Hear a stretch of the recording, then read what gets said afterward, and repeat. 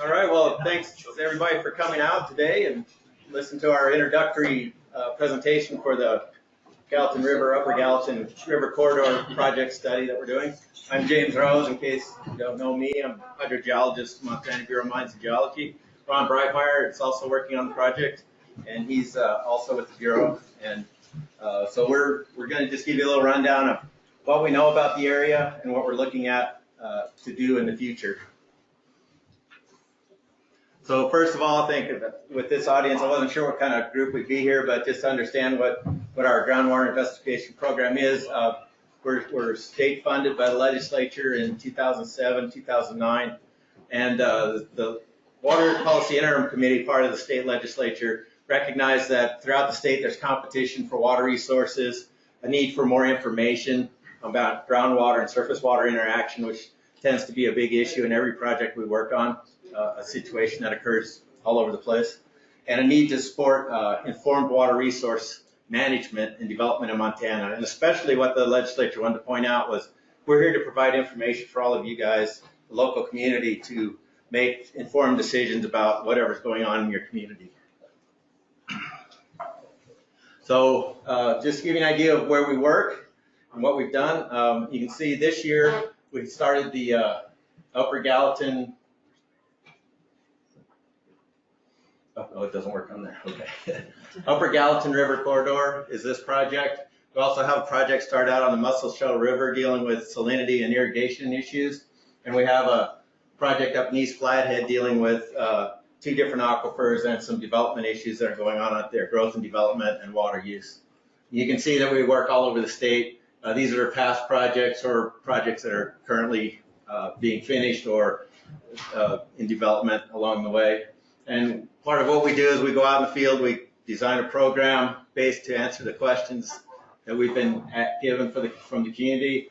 We go out and collect the field information, water quality, water chemistry, water levels, stream flow, and then we compile all that information, make an interpretive report, and we also use groundwater modeling to put all that information together and give us some sort of sense of if we've hit everything right or not.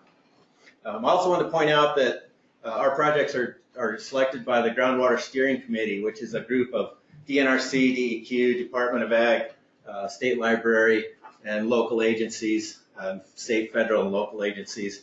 They get together once a year in a meeting, look at all the proposed projects, and this project was proposed by Gallatin River Task Force and Gallatin Local Water Quality District and submitted, and the committee reviewed all the information, decided this had enough priority, enough interest and concern that this would be one of the projects we worked on for the next 3 years.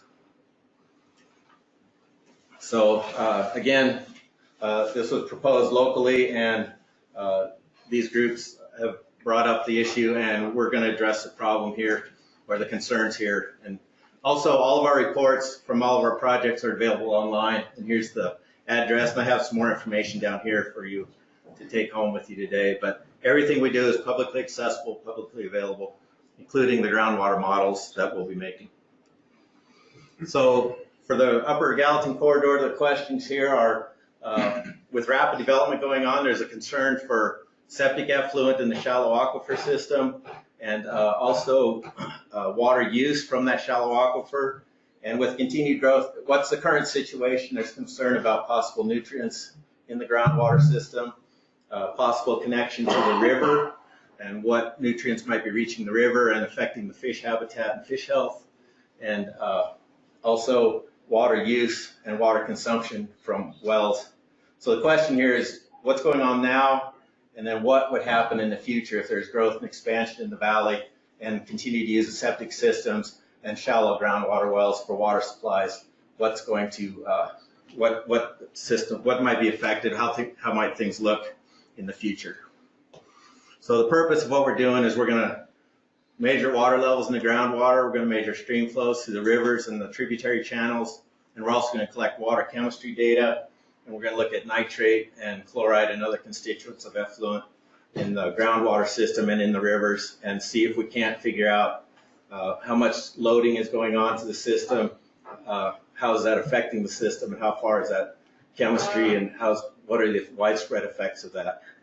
And then with Ron's model, once we get that current situation established, we'll be able to add to that system. You'll be able to replicate growth and expansion, additional wells, additional septic systems. You'll be able to see what might happen within that same system as far as going on with the changes and possible additional loading to the system. So the project area is in red here. It's from Dudley Creek, just north of the turnoff up here in the Big Sky. Big Sky's in the light blue area here, of course.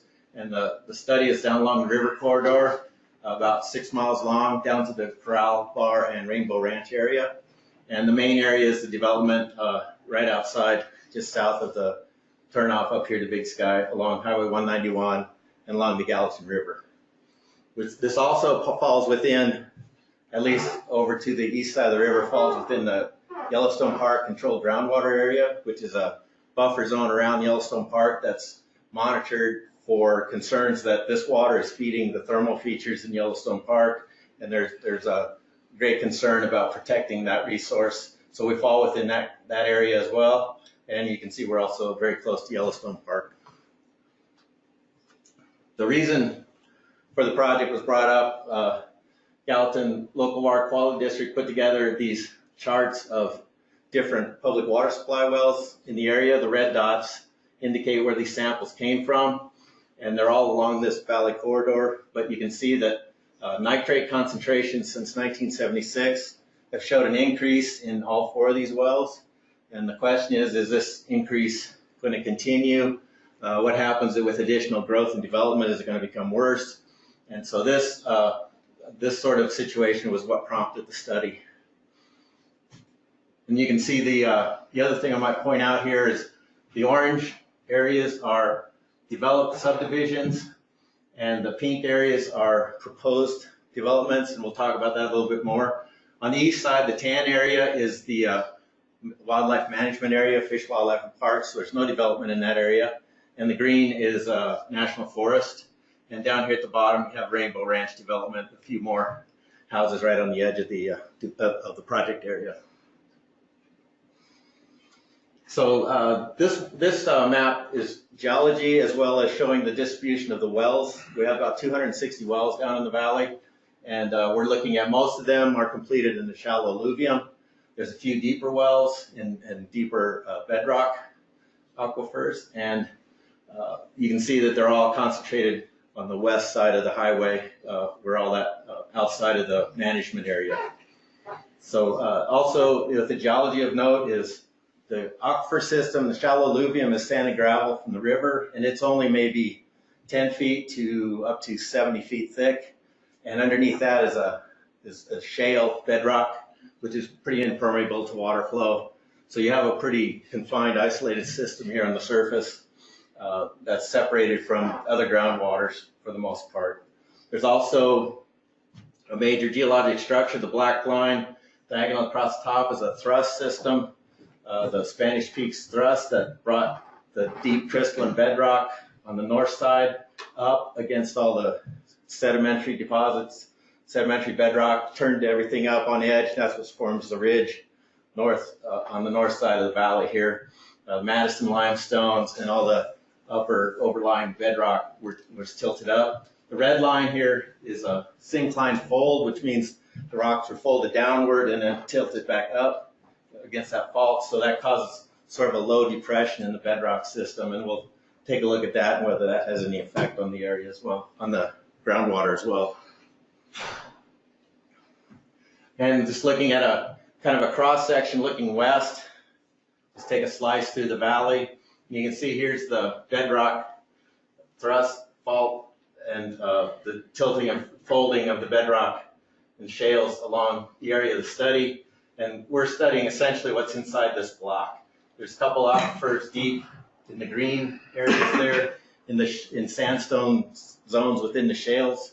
And you can see the alluvium, just a very thin surface covering of alluvium, mostly along the river valley. And that fold axis shows there as well. And so just give you a view of the valley and kind of the density of development. You can see the subdivision down here. You can see the limestone ridge that's been tilted upwards, and across behind the homes, you can see the management area, the grasslands over there on the other side that are undeveloped, and you can see the narrow canyon at the north end of the study area. I might also mention that right here, where the Madison limestone ridges come down into the canyon, there are very large springs that discharge from the Madison aquifer there into the river, and they provide a large percentage of the water flow to the river. Up to 30% of the Gallatin River flow is added in at that point. And that's going to be included in the very north end of our study. And here, just to give you a view, this down here at the gas station by the junction, and just give you an idea of the geology and how it's tilted up and turned up on end. And at the bottom of these outcrops is where the springs discharge into the river. So as far as current development goes, there's the largest development you might think of is Ramshorn, about 96 homes in that area. The new industrial park, Lazy J South, up here with the garages and office space available is another new one. There's a lot of commercial lots along here, and there's a few more dense homes behind the school. The pink area here is the school, and again down here, this area, and everything in the valley is on septic system. Ramshorn is on large community septic systems. Most of the other properties in blue are on individual septic systems in their homes. Everything is in the alluvial gravel, and Bucks would be the only exception. And Bucks has a lagoon. Has their lagoon, yeah, correct, yeah, right. And that would be right, just right in between here. So, so it just gives you an idea of what's currently going on there. And then the next thing, and again, a view of Ramshorn and the ridges on the background and the management area. Oh, and oops.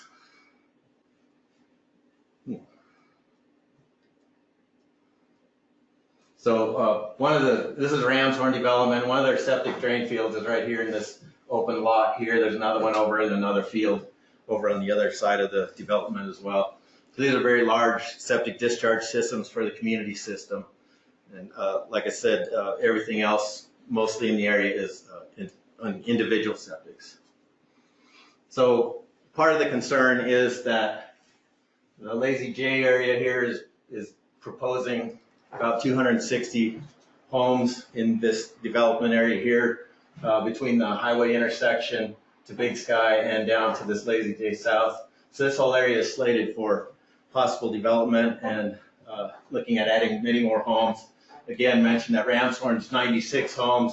They're talking about maybe 260. And at this current situation, it would all be on septic system as well.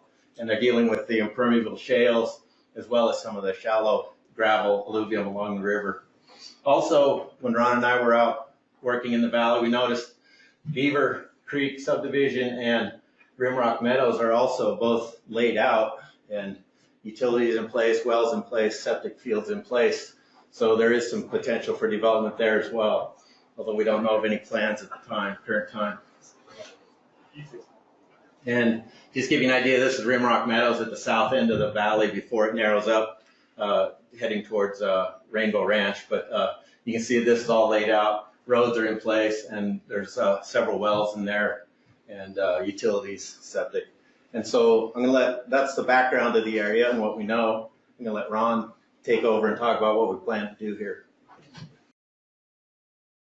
So going forward over the next couple of years, we'll be doing a data collection and then analysis and modeling process to sort of develop the interpretations, and then sort of user tools at the end of this project that will allow everyone who's in a decision-making position to evaluate potential impacts going forward. So our project objectives, which meet the goals outlined in the proposed project, first thing we're going to work on doing, and we're already in the process of starting to build this, is defining a conceptual hydrologic model for the Gallatin River corridor in the study area. And so this is sort of a qualitative picture of the important aquifers the different sources, sinks or places where water inflows and outflows of the system, and understanding the interaction of those things from sort of the very high view, sort of the 10,000 foot view, looking at that.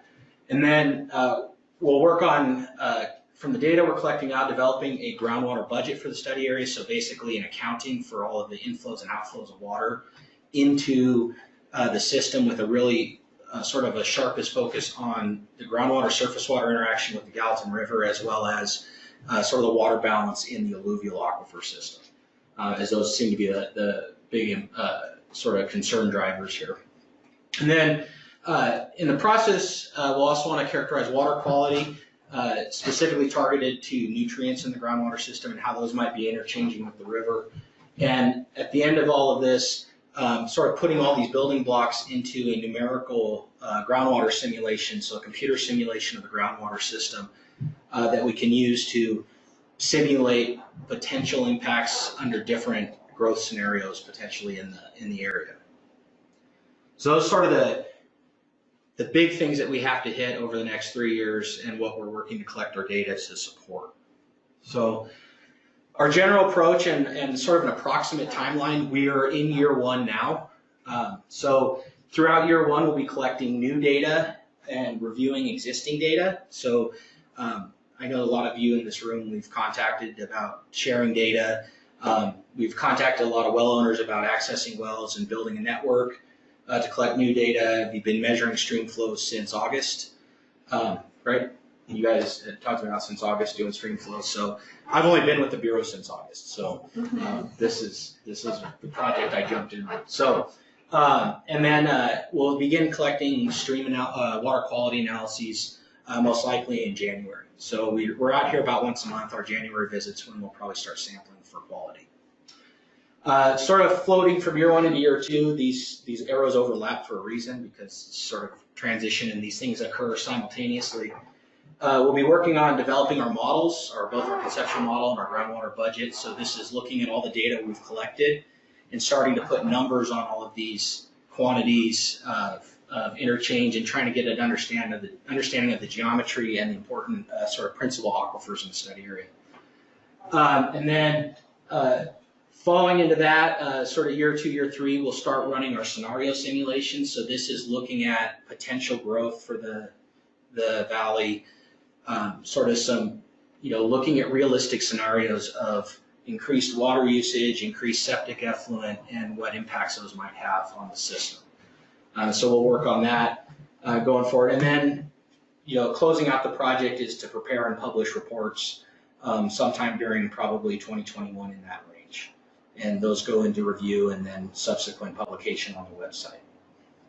So that's the general project approach and timeline that we're undertaking here. So to sort of hit those points, we'll be doing data collection over the next year. With this summer of 2020 probably being our big data collection push, so we'll probably be out here quite a bit during the summer months coming up collecting data. So groundwater data that we need to collect to support our objectives. We'll do analysis of well logs and geological maps to try to develop an idea of the structure and the principal aquifers in the study area. We'll perform aquifer testing. That usually involves bringing a truck with a pump out, setting a pump in a well and pumping it for several hours or days, depending on the test design, to get aquifer flow properties. So that those properties then are fed into our models to help us sort of constrain our groundwater solutions. We'll drill some new wells. Those are still in sort of flux of where we might put those. We really want our sort of keeping an eye to the east side of the river because there is no data on that side. That's over in the wildlife management area. Because there's no data on that side, we have no constraints to our study over there. So we're working with Fish and Wildlife. We've begun and initiated discussion with them on doing that. But we don't have any hard set plans on locations. So there's some dots up here where we might, think about putting wells. Those are for example only. We're not closing any of those plans just yet. In the meantime, we're conducting groundwater level measurements from existing wells. So we have a network of around 20 wells that we've established. We've obtained permission, we've set pressure transducers and instrumentation to monitor water levels, and then we come out about once a month and do manual measurements on that network. Are they in the statewide network? Many of them are, right? Some yeah, some of them are. Some of them might have. How many, Mike? There's only a few in the statewide network in Okay. this area, but that may change at the end of the study. We can certainly pick some up. I misunderstood. They're all in the statewide database, but they're not in the Mike's network yet. So I'm still getting the terminology a little bit. I'm fairly new, so apologies. So groundwater levels. So we measure in individual wells. They provide us information about sort of water flow paths and directions. We can look at changes between one location and another and identify sort of direction of flow. Sort of looking at pumping rates, we can see sort of how much wells draw down, gives us an idea of the aquifer characteristics as well. It provides us data for our model calibration. So when we produce a model, we want to adjust that model so that it matches reality. So there's some parameters in our flow simulations that we can adjust, and we adjust those parameters so that our simulation matches the real world. And then we have a pretty good idea that our model at least is mimicking, to an extent possible, the real world. And then water quality and chemistry, it allows us to sort of identify sources and types of water in the system, gives us an idea of how, sort of the drinking water quality, as well as provides us with data to calibrate our potential transport models too. So looking at where things move through the system and how they disperse once they start moving through the system. Okay, so this is really sensitive. Okay, so surface water data collection largely involves stream flow monitoring. Stream flow monitoring, I know some of you in the room do this, but essentially means going along a cross-section of our streams and our rivers and measuring flow rates. And then we use that to calculate how much water is flowing across that cross-section of the river. We use this data at different points in the system. We have several different monitoring locations.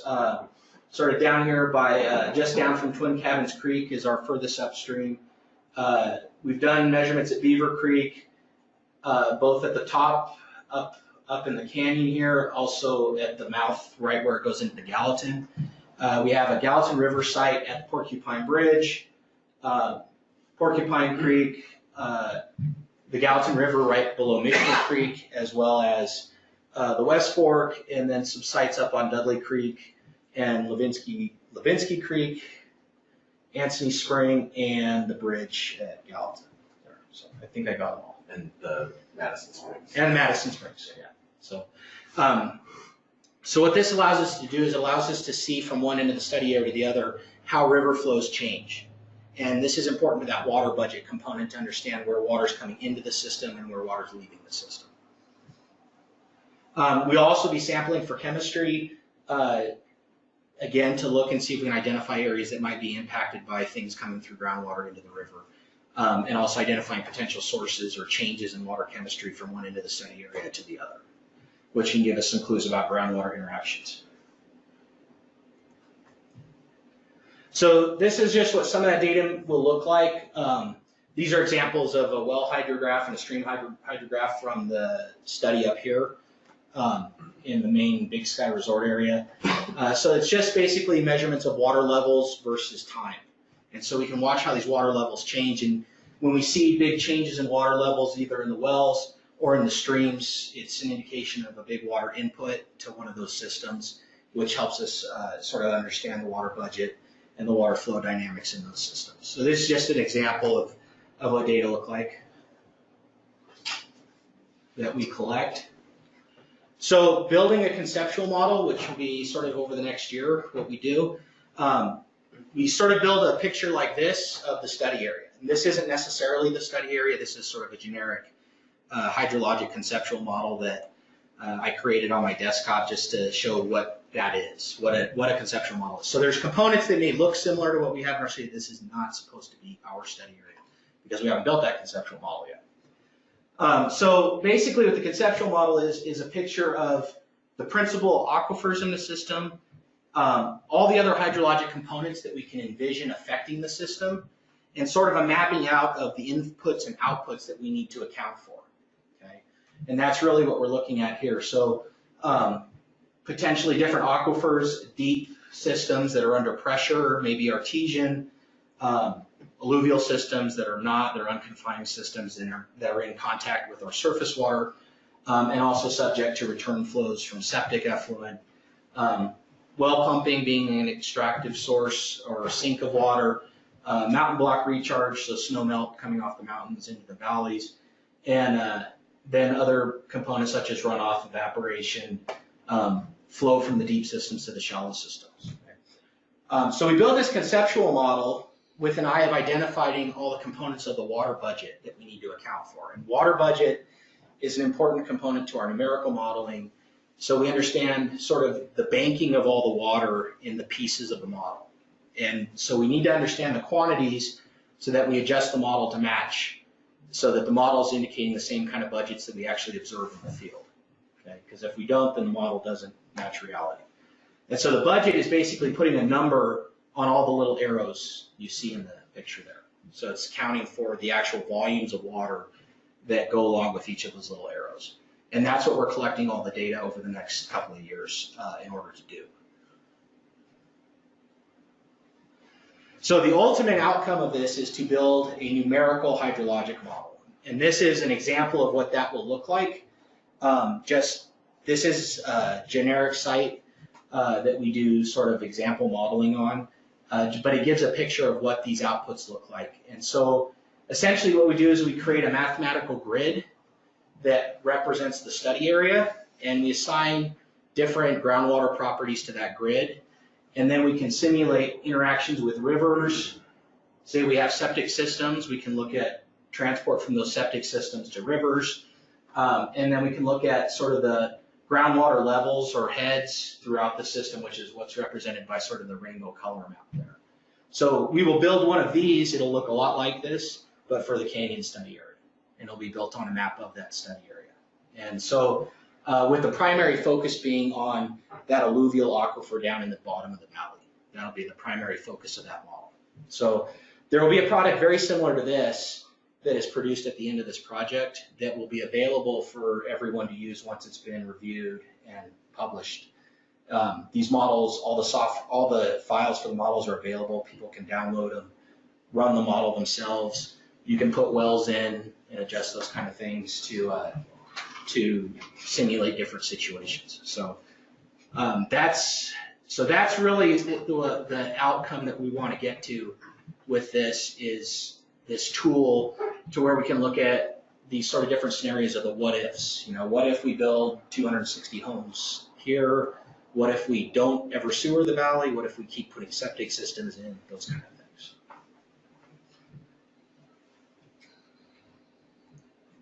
So that's sort of the introductory in our work plan in a nutshell. If there's any questions, you can fire them at James. No. Or you can throw them at me. I'm pretty good at weeding my way through questions too. Modeling software, ModFlow with. So yeah, so the flow modeling will be done in ModFlow. Any transport, it'll depend on the data. So there's different types of transport you can do depending on the quality and the quantity of data that you can obtain. And so that'll be a flexible decision going forward until we know. We're just now starting only 3 months of data collection on a groundwater project. It doesn't give you quite enough to make those decisions yet. When do you expect to finalize your sampling plan? So our sampling this summer. So our sampling plan for this summer, I think we're pretty close to knowing what we're going to do. So I know that we're going to target certain areas that we expect to have the highest potential for impact based on where we think water's going. Mm-hmm. We'll target those for once a month sampling, and we'll do sort of a full suite of inorganics on those, including nitrates and those kind of things. Is this groundwater and surface water? Yes. Yeah. And then we'll have a broader network that's sort of more spread out that'll be quarterly, that we don't think we need monthly data on. So The areas that we think are most impacted, we'll shoot for more resolution because we'll need that for the modeling part. But monthly is about as frequently as you can logically do. Quarterly is usually good enough for just sort of big picture groundwater changes. At least in my experience it is. Somebody in here might disagree. Jeanette, what's the budget for this one? We're working on the budget. So they put together a draft work plan and we're kind of reviewing that now. And there's some pieces in there that we'll have to see how they play out. Like you guys had in there like getting some LiDAR for the area. We don't know if we have that kind of funding, but we'll know more when we finalize the essentials of the work plan. Well, let us know what your wish list is, because the community could maybe prop some of that up to finance. I can't believe Gallatin County hasn't had, the whole county hasn't had LiDAR. Yeah, why don't you? I'll do that tomorrow. Sorry. Yeah. Sorry. Let me call Don Seaver right now. I mean, this is a pretty small area, but we find that having We're still information recording. like that is really helpful for information. So That was wrong.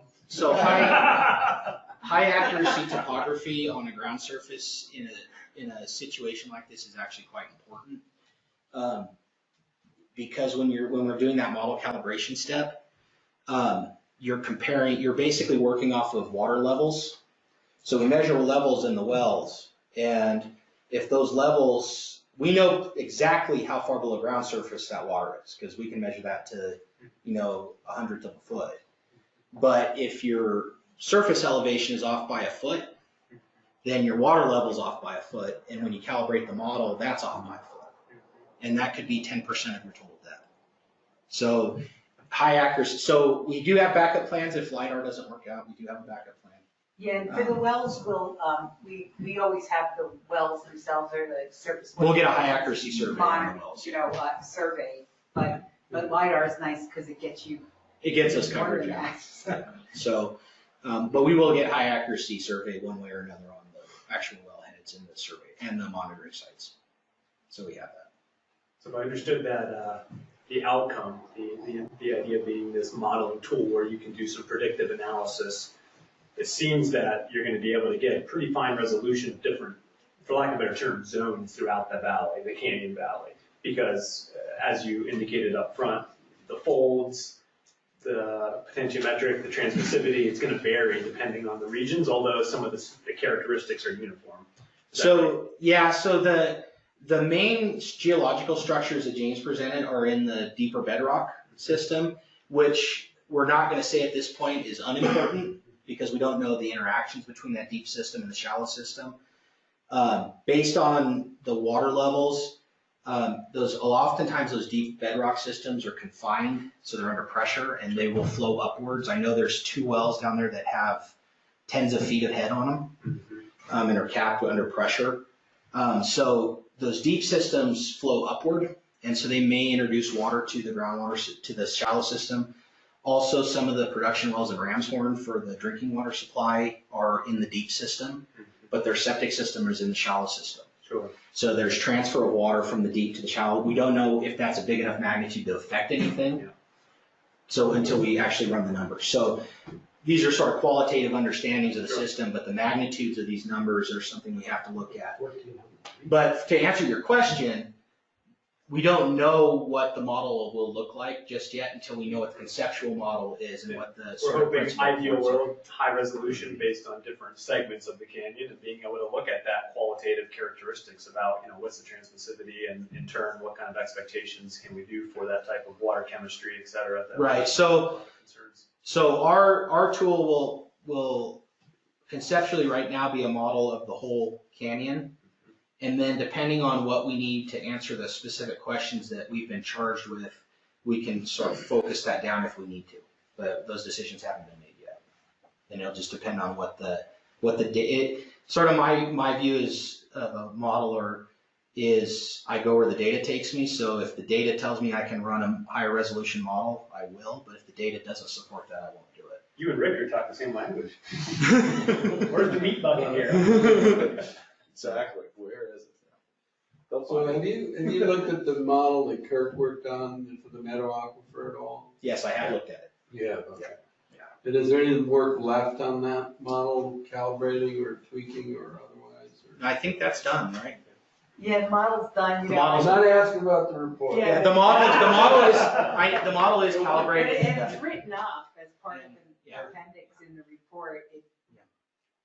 We're really working on it, Ron. Okay. The model is, I can say that I have looked at the model, I've actually run the model is calibrated, but you guys are working, that's all I know about it. Well, Yeah, and- you've seen the. Yeah, well, I was just gonna say as a commercial for these guys, at the end of all that, we had them at one of our board meetings. So on my website, we recorded the sessions. James did one on the geologic overview, and then Kirk did one on the modeling and had slides with the model results, which is really interesting. So if anybody wants to kind of fast forward, see what this could kind of look like with what we've already done here, there's a video that speaks to that I think is helpful. And at some point, we want to get the model data. Yeah, absolutely, once this is published, and It's all. I'm not pointing at you, I'm saying. The buck doesn't Jeanette's, stop with no, me. Jeanette's in charge, so, Only to a certain level. so when the models are done, they go through a review process. I was part of the review process for Kirk. And so that review process, we'll go through, check all the technicals, and then once it gets published, as far as, I think, right, all the model files are public once it's published. Yeah. So you guys can have everything once it's Right, published. and so we're gonna be getting into a bigger area groundwater study probably next spring. So having that model released for our use would be really helpful. Oh, yeah. What area is that, Ron? Well, the whole Meadow Aquifer for groundwater indirect potable reuse discharge permits, all that stuff. So we really don't know what that looks like, but your modeling data gives us a great start point, and we may take that data and then have our hydrogeologists expand that some. So, but it'll be a key piece of information that we'll use. Okay. Is there any more thought, there was a little bit of talk about potentially having one of your stream gauging locations be a swamp site in collaboration with the DNRC and their Oh, yeah, we haven't website. really pursued that yet, but we can to see what they might say. Well, because like that site at Porcupine Bridge where you guys are gauging the flows in Gallatin, I mean, that's potentially would be a really valuable site to sort of have permanently. Oh, The USGS? This one, you know, the DNRC and the MBMG kind of are collabing on this swamp project. State project. Yeah, it's a state project for stream gauging. Okay. And they're, you know, they set them up as real-time stations, kind of like you can get to the data on the internet. But it would, I mean, that would potentially be a really valuable site to hang on to moving forward, because we've got, you know, there's the new gauging station down there at Deer Creek. We've got flows in Westport, having that flow of the Porcupine. Yeah, that was one. Yeah, I know. Remember we talked about that, but we really haven't pursued, but we'll check in with the NRC. I mean, I don't know if the and see what their NRC is issues might be. looking for new sites. Yeah, I don't know Yeah. what their situation is right now. So, but yeah, we can sure check. They did that at Lola with us, so. More data, right? Data are good. That's my favorite thing. So data collection started in August, was that the beginning of year one, or year one started at the beginning of this calendar year? So- June. So June. July was the first start of the project time. So yeah, August was our first field work. So yeah. So we'll go through next summer and into fall monitoring, and probably towards fall, we'll probably start pulling up our monitoring sites and do more of the writing up of the report results. So yeah. Are you planning to sample for anything like nitrogen isotopes or caffeine, something to sleuth out the septic So that's a good question. component? So we're gonna definitely do sort of nitrate chloride sampling. We don't expect there to be any other sources of nitrate in the system besides those.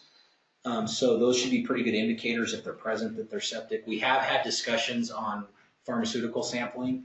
Those are ongoing because we're not sure exactly if that's going to be feasible, given the infrastructure that we have to sample from. And not sure how, sort of, if we find much, that's the other side of it, is whether or not we find it. But so that's an ongoing discussion. Yeah, and if I recall from work we did in the Bitterroot, you need nitrate concentrations of 3 milligrams per liter to do nitrogen isotopes, but maybe And somebody, they're pretty low. and they're pretty low. So, sorry to get back to your isotope question. We did look at that, but we don't anticipate there's any other sources of nitrate. So isotopes wouldn't tell us much other than, it wouldn't tell us much additional to be there being nitrate there, right? If there's nitrate there, odds are it's from septic. If you have different sources like fertilizers or other inputs of nitrate, then the isotopes become useful, where you need to break out, right, what the sources are. But I don't think we have that issue where we're trying to identify sources. If the nitrate's there, it's a pretty good chance that it came from a septic system. Yeah, there are some massive manure piles around, but Well, yeah, we recognize that. Yeah. I don't think nitrate can distinguish between manure. Right. I mean, isotopes Yeah. can yeah. Right. distinguish between manure and septic.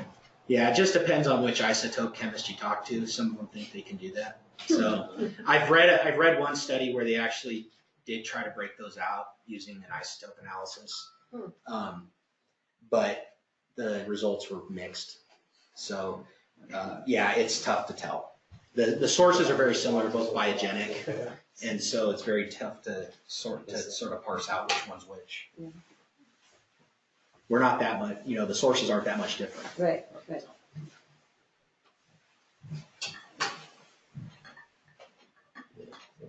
Caffeine was one I hadn't heard in a while. I think I was thinking back, this might be and James, you would know better. I think this is the only study area where we really hadn't had to deal with irrigation. Yeah, I was actually It's like amazing. talking to James about that after the meetings the last couple of days, because we have groups that are dealing with big pivot and flood systems over on the east side of the state, and it's on James, at least we don't have to deal with irrigation. So thanks. Kind of do though. So Bucks is straight irrigation. So that's a good point. It's more watering for lawn and garden, is that correct? Or- They got big open areas they irrigate on all summer, so they're kind of like us. They store everything and then they irrigate pretty hard in the summer, and so you need to be aware of it. Okay. Yeah, it's definitely a component. So my comment was not to say we ignore all because there are lawns in the canyon. People water lawns at Ramshorn, that's part of the budget. The water budget is, they pump groundwater, they water lawns with it, they use it in their houses, and then a fraction of that goes back as septic return. And so understanding that dynamic is how we'll feed that return flow back. So, and yeah, Bucks, we just talked with the maintenance guy today and realized how much water they use, which is, we thought it was a huge number. It is? Yeah.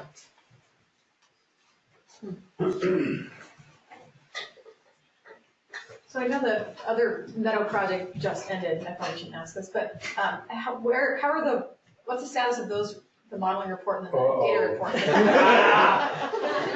Yeah, just, it's something like a preliminary. Great question.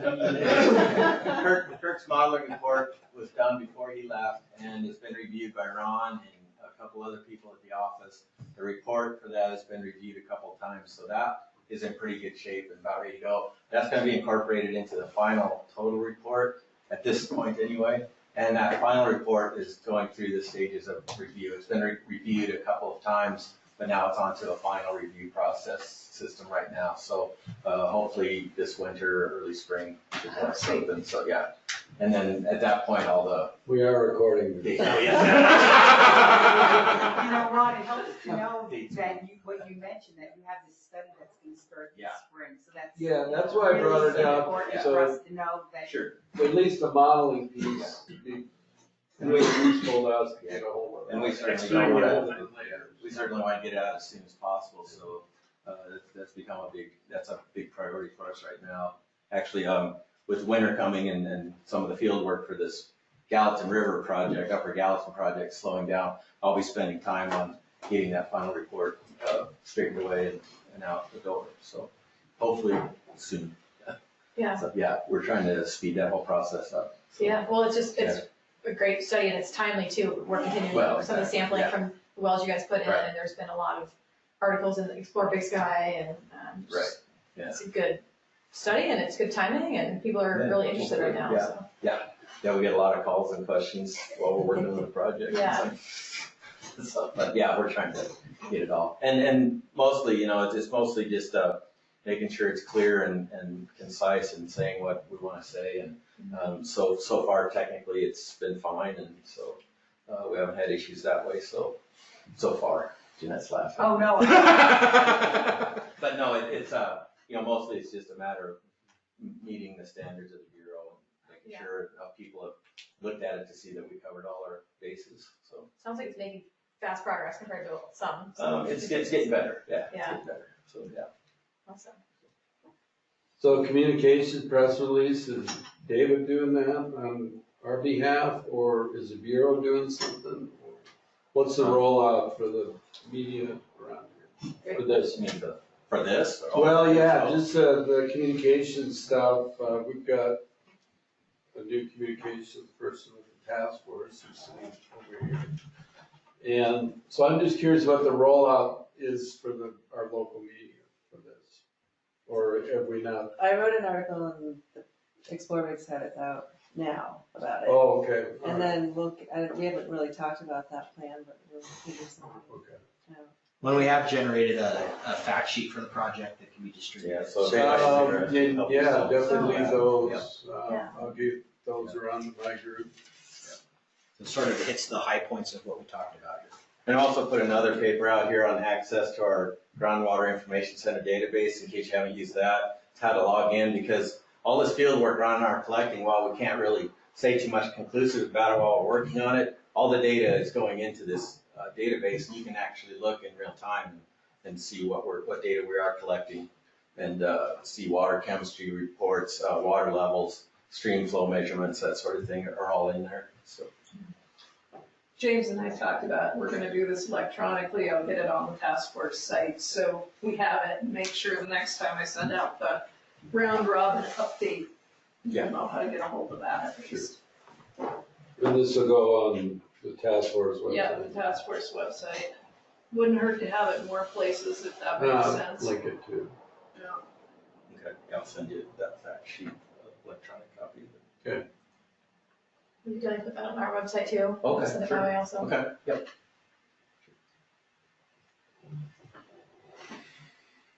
Otherwise, we answered all the questions. Well, thanks, everybody, for Yes, coming thank out. you. Thanks, guys. Yes. Thank you.